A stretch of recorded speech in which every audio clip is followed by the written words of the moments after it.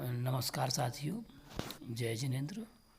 आज वास्तुबोध के इस अभ्यास में हम वास्तु के विषय में शुभ अशुभ भूमियों के प्रकरण को जानेंगे, समझेंगे कि कौन सी भूमि शुभ है और कौन सी अशुभ है। उनके लक्षणों को हमें जानना है, समझना है। तो आइए इस श्लोक में हम जानते हैं।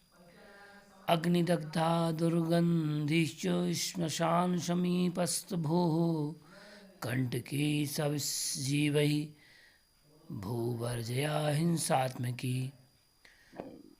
जो भूमि अग्निदग्ध हो, अग्नि से तप्त हो, दुर्गंधित हो, श्मशान समीपस्थ, शमशान के समीप हो, कंटक सहित हो, विषाक्त जीवों से युक्त हो एवं जहाँ स्वयं की और दूसरे की हिंसा का भाव उत्पन्न होता हो, ऐसी भूमि रहने के लिए वर्जित है।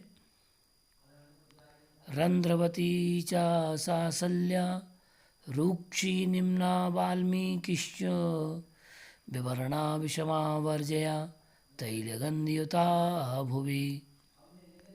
रंध्रवती अर्थात रंध्र छिद्र वाली, ससल्या हड्डी, बाल, खोपड़ी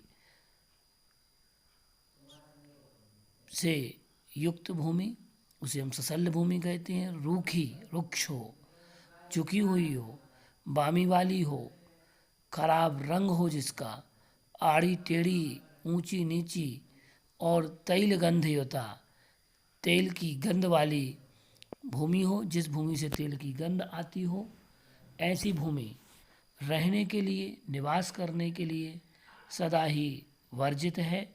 अतः ऐसी भूमि पर निवास नहीं करना चाहिए।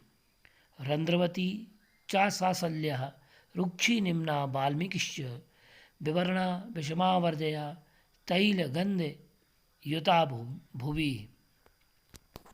रंध्रवती अर्थात छिद्रों वाली हो, ससल्य हड्डी आदि से युक्त हो, रुक्ष हो, वाल्मीकि हो, विवरण हो, विषम हो, ऐसे तेल से गंध युक्त वाली भूमि यह सदा ही वर्जनीय है। तो शुभ भूमि कौन सी? तो कह रहे हैं धेनुभिर्वृषभैश्चापि हरिणैवा सुगलाश्वैः मयूरमेष हंसैश्च तै संघै सुप्रदा भूतिः। अर्थात धेनु भी, जिस भूमि पर गायों, वृषभैर बैलों, हरिणै हरिणों, सुगज अश्व, मोर, मेष अर्थात भीड़ों, हंस हंसों के समूह, संग ही ससंग विचरण करते हों, समूह में विचरण करते हों, सुप्रदा भूति, वह भूमि शुभ है और शुभ फल को प्रदान करने वाली भूमि कही है।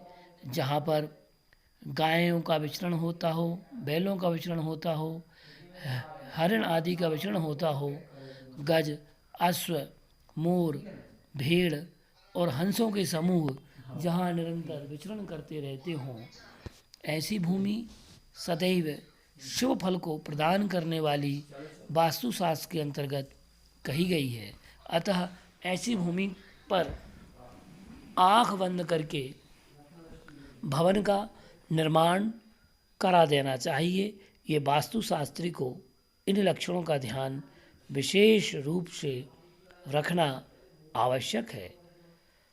अतः शुभ भूमि के लक्षणों को भी वास्तुशास्त्री के लिए जानना चाहिए। अगले श्लोक में हम समझेंगे, जान रहे हैं।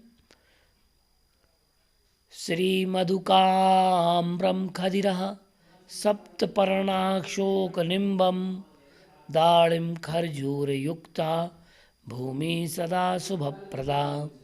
अर्थात श्री वृक्ष, जिस भूमि पर श्री वृक्ष लगा हो, मधुक आम्रम अर्थात मधुक वृक्ष से तात्पर्य महुए के वृक्ष से है।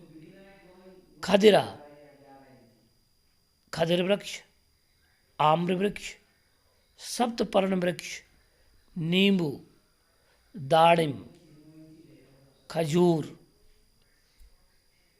आदि वृक्ष जिस भूमि पर लगे हों, सामीप्य हो, तो ऐसी भूमि सदा शुभप्रदा। वास्तुशास्त्र में ऐसी भूमि को शुभ भूमि कहा गया है। पुनः श्लोक पर दृष्टि डालें। श्रीमधुकाम्रम खदिरः सप्तपर्णाशोकनिम्बम दाढ़िम खरजूर युक्ता भूमि सदा शुभप्रदा। इस प्रकार से आज हमने शुभ और अशुभ भूमियों के विषय में जाना कि कौन सी भूमि शुभ होती है और कौन सी भूमि अशुभ होती है। यह विषय हमने आज जाना। अगले वीडियो में हम नई जानकारी के साथ उपस्थित होंगे। तब तक के लिए डॉक्टर आशीष जैन का नमस्कार।